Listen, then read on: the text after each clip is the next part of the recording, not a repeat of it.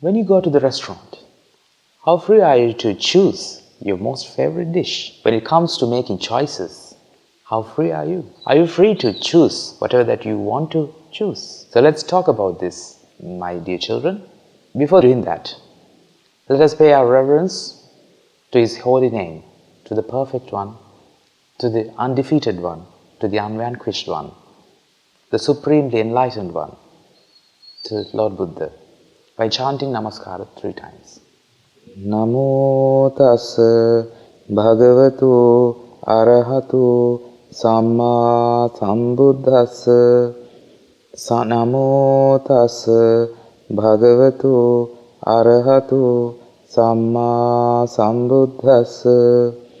Namo tassa bhagavato arahato samma sambuddhassa. When you are at the restaurant, how free are you to choose your most favorite dish? You know, the most important thing is your health, and you know the values of certain food items.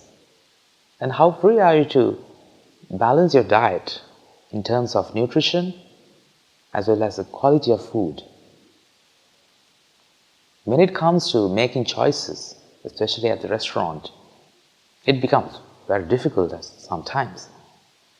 Some restaurants give you a brilliant list of vibrant and very vivid items of food, where it comes very difficult to make your choices, because there are plenty of options, there are plenty of opportunities, which goes very close to your most favorite dish. Therefore, dear children, when it comes to making choices, you might be vulnerable. It might be very difficult for you to make choices. So today we are going to discuss, when it comes to making choices, how free are you? Or more or less, we are trying to talk about the freedom of choice. Dear children, let's just say that you choose pizza when you want to eat, you choose pizza. And you know that pizza has what it all contains is cheese and all the flavors and the food additives and the all unwanted things, chemicals. You know that is not the ideal food type for your health. And you know that you have to avoid from it as much as you can. And as well as that, you know that there are better food items in terms of your health, but you still cannot make choices. That kind of food items. For example, you know the value of broccoli in terms of your health, but still you cannot make that choice beyond your desire that you have towards pizza. Why does this happen, my dear children? When it comes to making choices, are you free? So we are going to discuss about this. Dear children, when it comes to making choices, let's discuss whether are we really free. Dear children, we are guided by our own desires, aversions and delusions. Once the mind is not tamed, once the mind is not cleansed of ignorance and attachment, all it has is aversion, delusion and the desire. All it has is desire, aversion and delusion. And my dear children, one is defined through the desires, through the preferences that he or she has. Unfortunately, my dear children, people tend to call themselves through their preferences. This is a very pathetic situation. You may have also come across these kinds of people who are very proud of calling themselves, yes, I am such and such a person. I like these kind of things, and I don't like these kind of things. You may find people among yourselves as well, among your friends, who talk like that. But my dear children, the point that I'm trying to focus here is, you suffer unnecessarily because of the preferences that you have, because of the choices that you are compelled to make that depends on your desires, that depends on your preferences. Therefore, sometimes you're not free to make your choices. For example, at the restaurant, are you free to make the choice of ordering a dish of broccoli? I don't think so. Even though you know the value of broccoli in terms of nutrition as well as of its medicinal uses, some herbal ingredients that it contains, you know that there are many benefits of broccoli. But although you know all that stuff, are you free to make that choice? Can you go beyond what your emotions and what your desires guide you to? That becomes very difficult, isn't it, my dear children? All that happens is because this mind is not tamed. The mind is not cleansed of the defilements.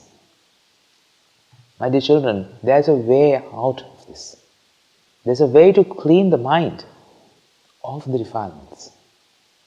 If you follow that path, my dear children, there's a high chance of becoming free. Now you can make choices with freedom, and that is called as choice of freedom. Choice of freedom only comes with the practice of the path.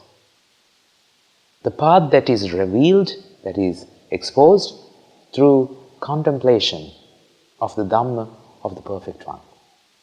My dear children, this doesn't happen all of a sudden.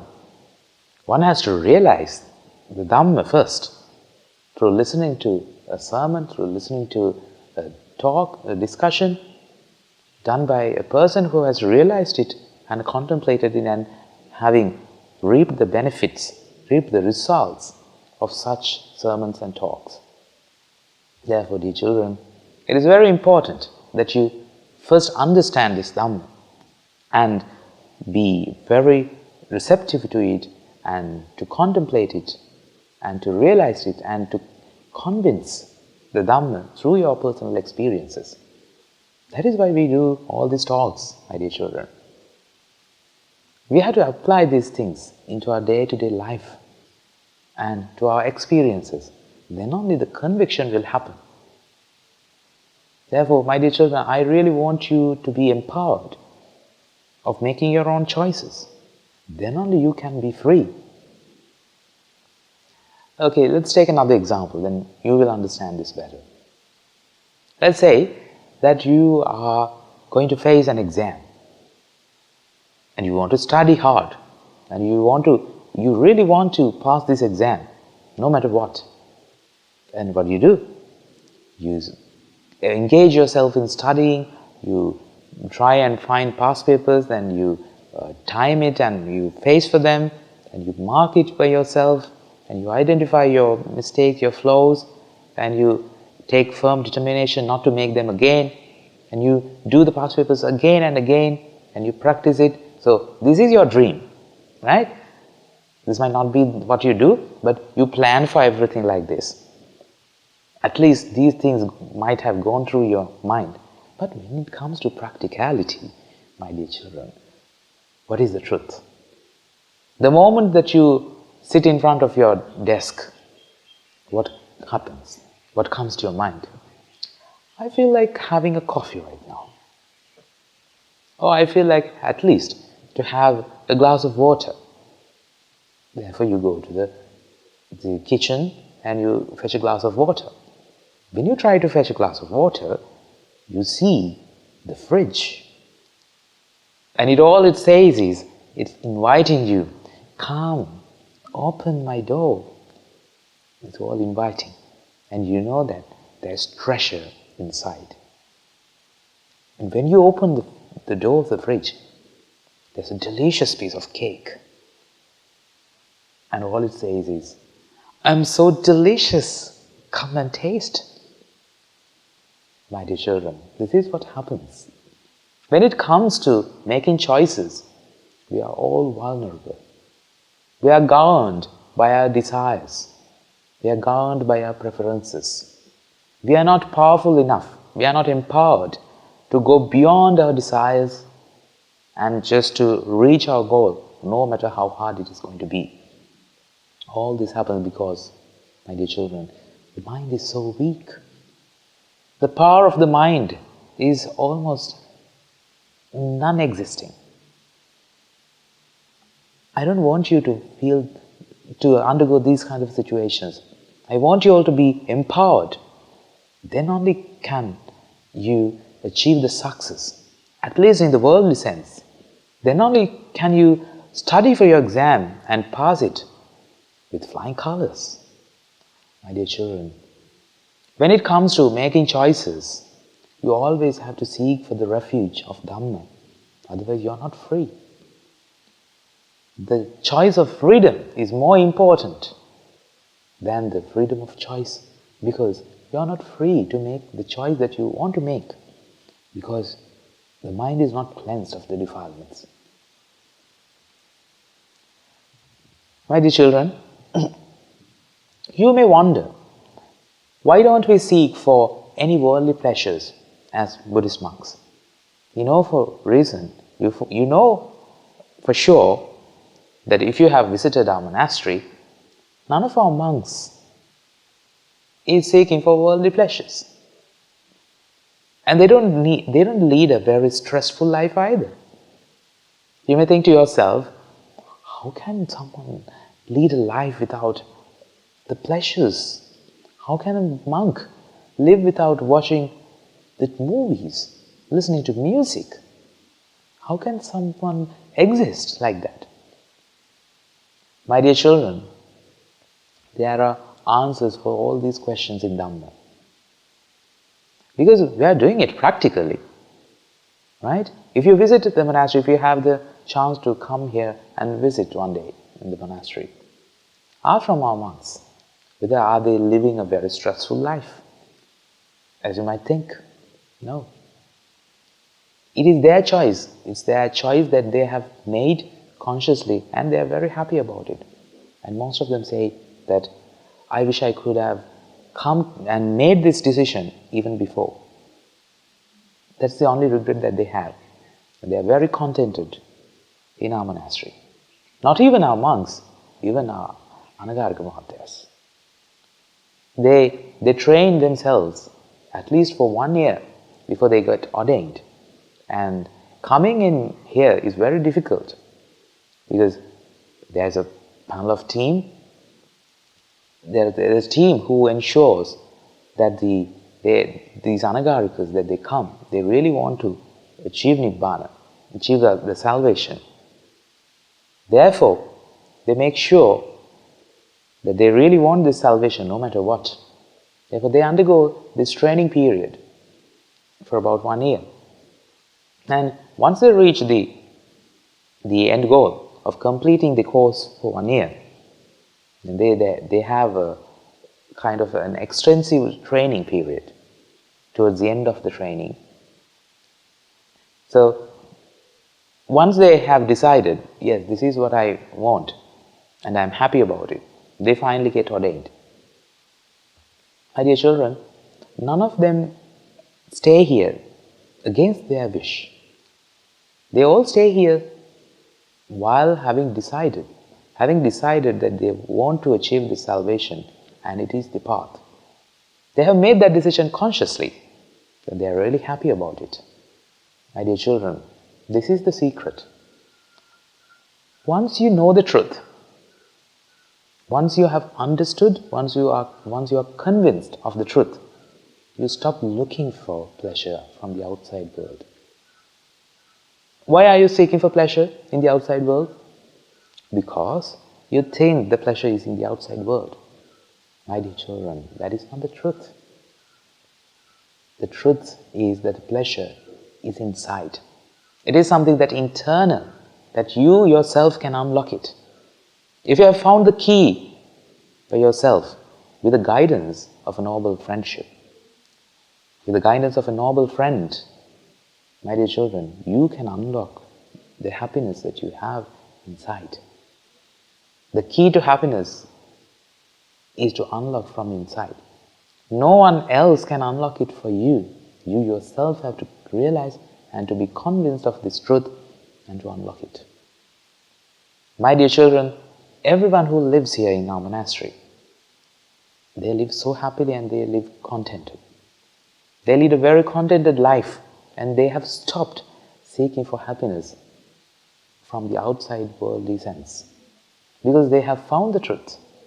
Once they have found the truth, they don't start seeking for it from the outside world. That is the secret. My dear children, people who come here in our monastery, they always have a past.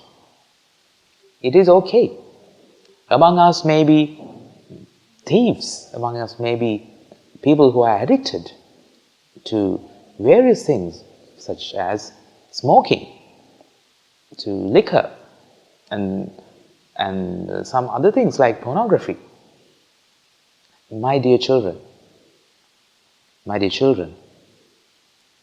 we don't hate the sinner. We love the sinner. We just hate the sin. We love the sinner because every sinner has a future, just as every saint has a past. We just hate the sin. We love the sinner. Therefore, my dear children, when it comes to making choices, you may have made some bad choices in your past. And those things doesn't have to define who you are today. My dear children, it's always a new moment. It's always a new life. You can change now. You can take the initiative. You can take the first step just today and experience a whole new life. When it comes to practicing the path, you always will come across these kind of thoughts. And you may always wonder, how terrible person I have been so far. And oh my God, what have I done all this time? I have not been a good son to my parents. So I must be a terrible person. This guilt will start bubbling up in your mind. My dear children, if you practice this path, yes, this is a milestone where you come across this and you will be trapped in the guilt. Dear children, I am giving this warning just ahead of time. When these things come to you, I'm telling you, it's okay, relax. When you come across these kinds of situations, just remind of these words. All the answers are in the Dhamma, and you will be rescued by the noble friendship that you get from our monastery. Therefore, my dear children, do not let your mind to judge yourself depending just of your past. Because there is a past. Everyone has a very ugly past. Even if you don't have an ugly past in this lifetime, if you can see yourself through some kind of wisdom, if you can see through your past lives, you'll be sick of it. My dear children, do not let yourself to be judged just by depending on your past. You have a bright future if you contemplate of this Dhamma and if you rescue yourself right now. Therefore, dear children, be empowered. Try to contemplate of the truth and you will be relieved and you will be free to make your own choices, depending on the true benefits of those choices. Otherwise, your decision will be solely dependent on your preferences, on your desires. That is not what we call the freedom is. We call the freedom is the choices that you make are dependent on rational thinking. If you are able to go beyond your desires, to overcome the vexation that your mind is feeling because of the defilements that it has, now that you are free, now we agree that you have become a free person. Because, dear children, you might be able to withstand those vexations, those frustrations that you might feel in your mind forcefully. And forceful withstanding of those mental sufferings is not what we expect in the liberation that we seek. My dear children, the true liberation yields a mental state which is free of all those frustrations, all those anxiety, depression, and you name it.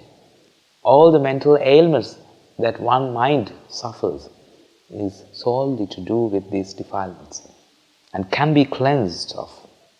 My dear children, just this news should be very special to you, that the mind could be cleared of all these defilements and you can be made free. Rejoice, my dear children. This is the news of you. This is the Sambuddha that has been revealed just to relieve you. Take the maximum opportunity of this Sambuddha because this is your legacy. This sasana is for you. It has the legacy which holds to liberate you. And my dear children, this can only be done with the help of the noble friendship that you get. If you take the maximum benefit of this Dhamma, if you contemplate the truth that is exposed within this Dhamma, you can truly liberate yourself. How do I know this? Because I myself has traversed along this path and I am in the process of liberating myself. I can share this with you because I have gone through that. I was also dependent on those worldly pleasures before, and I can remember them very vividly and how vulnerable I was. My dear children, this Dhamma has done wonders, and I'm sure of that. And I say this quite confidently to you, that you can achieve the same liberation that our monks are achieving. My dear children, if you have the chance to come and visit our monastery, you should meet my teachers. You should see what a liberated life that they are leading. To be honest, my dear children, I don't know whether you will get this chance or not, but if you get the chance, that will be it will be a very meritorious thing if you had that chance, but then you will see my teachers. If I can quite confidently say these things, my dear children, I am someone who doesn't agree just as being uttered by my teachers. I always want to question them. I am someone who try to exploit my teachers. I will ask questions until I am convinced. I am fully convinced. Therefore, I sometimes become a painful student to my teachers. And I confidently say that this Dhamma has done wonders to me. My dear children, this is so logical, this Dhamma. It has done wonders. You can be freed of all the burden that you hold. And that burden can be offloaded of you. You don't have to carry them, my dear children. You can be relieved. I'm sure it would do the trick if you contemplate, if you keep on contemplating the Dhamma. And mind you, just the contemplation is not enough. Because all what it matters is the merit that you do, the true human values that you develop along the course. And those attitudes will guide you to do more and more merits. If you practice altruism, if you think of the others more than of yourself, then that is the merit that I'm talking about. If you sacrifice yourself for the benefit of the others, that will be hugely meritorious, and that merit that you gain through those kinds of activities will lead you to your salvation, will relieve you. Because if you offload the unnecessary load that others carry, if you treat them equally, if you try to help them without thinking about yourself, if you try to sacrifice yourself for the benefit of others, then your burden will be offloaded by the merit that you do. That is the truth which governs this world, my dear children. What you give is what you get. Especially when it comes to achieving salvation. If you try someone if you try and help someone who tries to achieve this salvation, my dear children, your salvation becomes even more easy. Let's do this, my dear children. I know for sure you can do this. You can experience this freedom that we talk of in this lifetime itself, because it is the truth. Once you have come across the truth, you cannot deny it. You cannot unrealize something that you have realized. My dear children, we are there for you. If you want to seek and if you want to traverse along this path, we are there for you. If you resonate with these words, if you know for sure that your life's goal is this, I'm talking to you, my dear children. Yes, I'm there for you.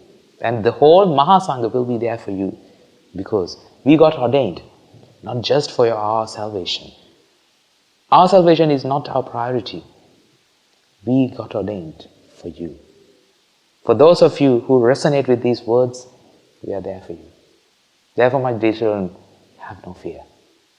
The Mahasangha will come to rescue you if you want to relieve yourself, if you want to achieve the salvation. Okay, with that note, we would conclude the session for today. So with the merit that we have gathered here, if our ancestors have been born in the woeful plains, may they redeem from the woeful plains and be born in the blissful plains. May they abstain from the unmeritorious deeds, fulfill the meritorious deeds, fulfill the noble eightfold path, and attain the supreme bliss of Nirvana. Sadhu, sadhu, sadhu.